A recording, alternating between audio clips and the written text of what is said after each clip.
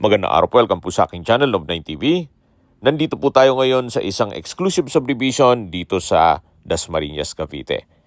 Ito pong bagong video presentation natin ay isang 2-story house na meron pong vacant lot. May total lot area po ito na 259 square meters with individual title. Ito pong bahay ay may floor area na 100 square meters, meron pong 3 bedrooms, 3 toilet and bath, fully fenced, may main gate, at may pedestrian gate.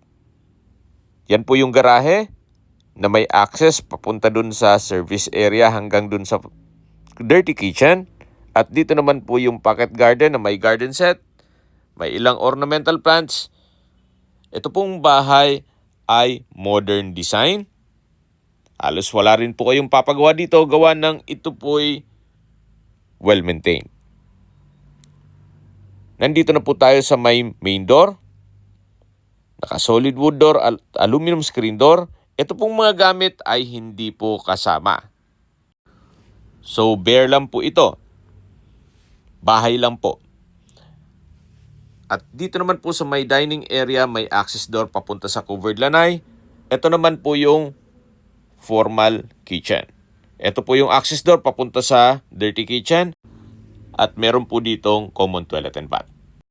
Nasa taas po yung 3 kwarto at dito naman po ay maliit na stock room kung saan meron pong solar power system. Yan po yung main door.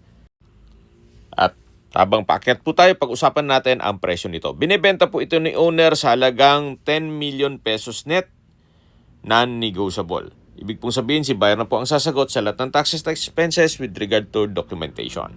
Kung may mga katanungan po kayo, tawag lang po kayo sa aking numero. Ang full video presentation po ay mapapanood nyo sa aking YouTube channel na Love9 TV Official.